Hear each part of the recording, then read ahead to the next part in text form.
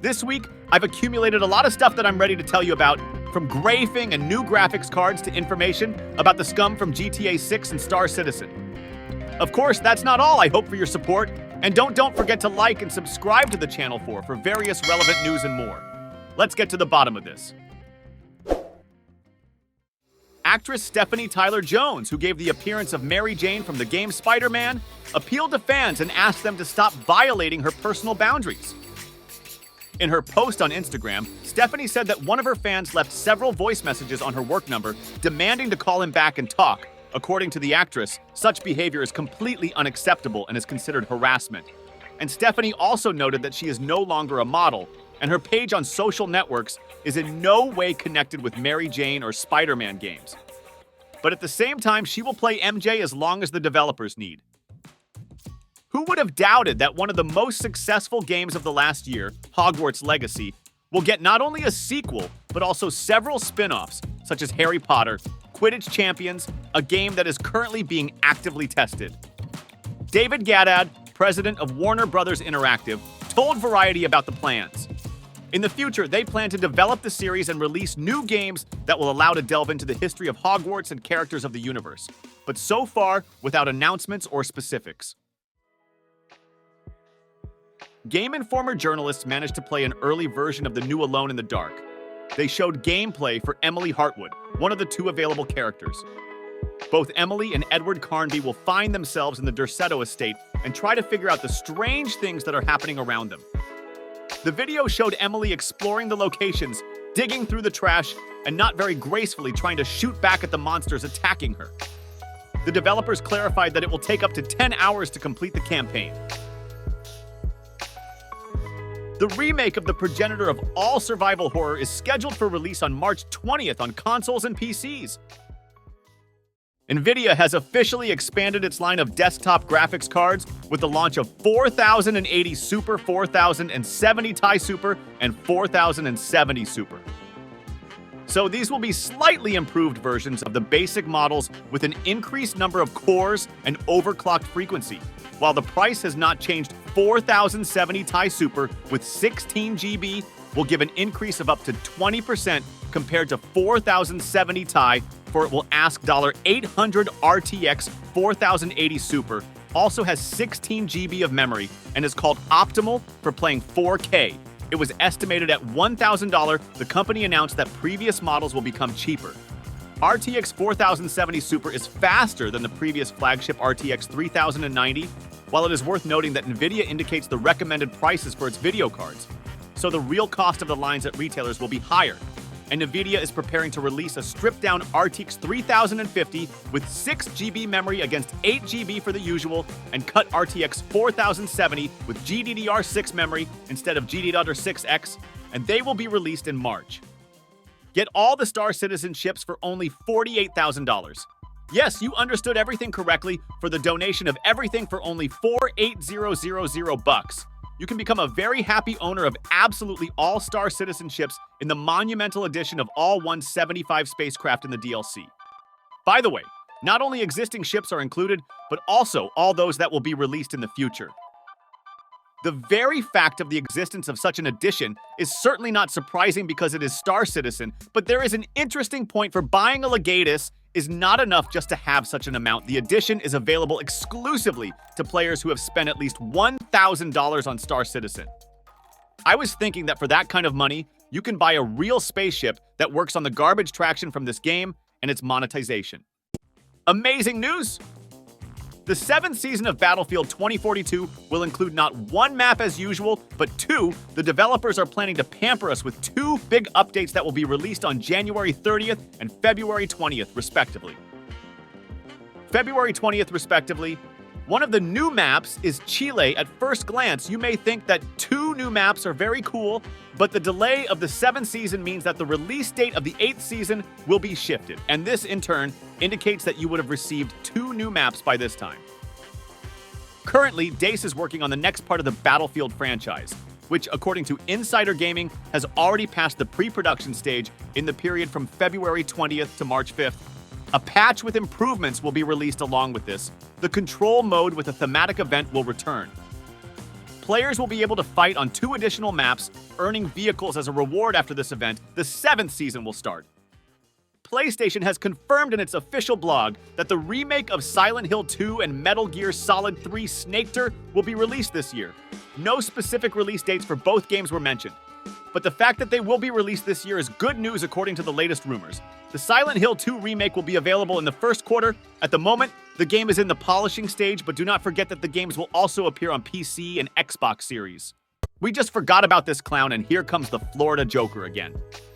The Joker from the GTA 6 trailer, but in reality it's just Lawrence Sullivan, still wants to bash Rockstar, or rather GTA, as if it's not a game but a studio for a suitcase of crispy dollars. Apparently so serious that he doesn't even know from whom to extort money for some reason.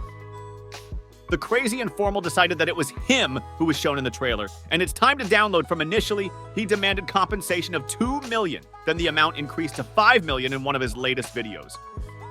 The Joker demanded all $10 million from Rockstar, and emphasized that this was his last warning. However, this did not prevent him from issuing a 4th and final warning, stating that if the developers do not respond to his demands, he will get the same guy out of the psychiatric hospital, and together they will hack their system again. He is referring to Aryan Kurtaja, a teenager who in 2022 hacked Rockstar with a smartphone TV and media player. And he and his father said that he could not go out in peace because people were constantly asking to take pictures. And although Lawrence claims that such attention is ruining his life, for some reason he dyed his hair and started wearing prison overalls everywhere. Why would it be interesting to think this story will end up with something like nothing? But the dude is hopping while he has the opportunity. Rumors that Xbox exclusive Hi-Fi Rush is supposedly coming to the Switch as early as later this year by Nate.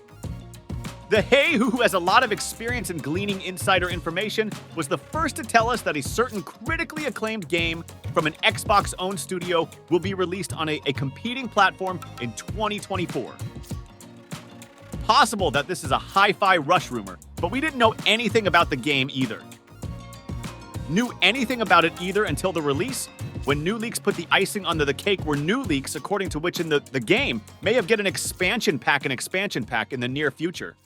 Along with this, there was information that Sea of Thieves may be coming to PlayStation and Switch, with sources claiming that Microsoft has been discussing the possibility of porting the game and expanding the target audience so as to potentially increase the profit margin if it turns out to be true for Microsoft, which usually keeps its franchises to itself. It will be a serious step in the direction of consoles competitors. After all, porting such a big title means a transition to a platform neutrality. At the same time, Avowed and Hellblade II may not appear on the PS5, Windows Central editor Jess Corden reported that according to the current Microsoft's current strategy, these flagship exclusives, including The Elder Scrolls 6, will most likely not appear on PS5.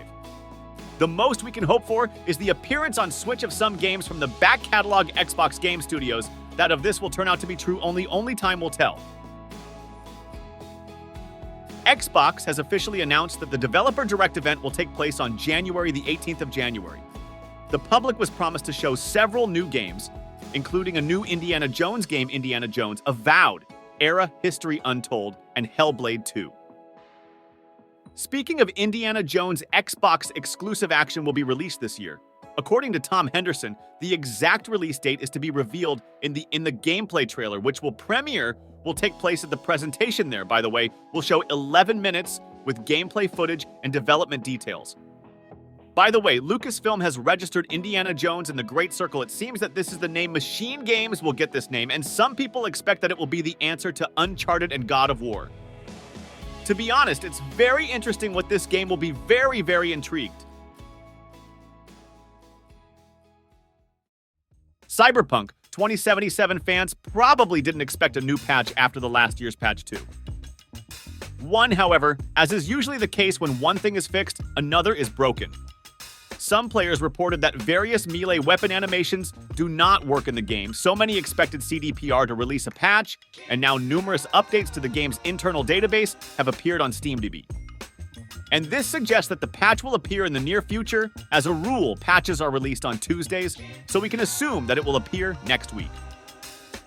At the same time, Phantom Liberty has sold 5 million copies, which is a staggering figure that confirms the popularity of not only the game, but also one of the best DLC in history. But that's not all. Ihor Sarzinski, narrative director at Phantom Liberty, wrote that in the Boston office of CDPR officially started working on Cyberpunk 2. In his message, he called Cyberpunk 2 2077 as a warm-up. But as we remember, they had a warm-up for masochists. The main task was to switch from Unreal Engine 4 to Unreal Engine 5.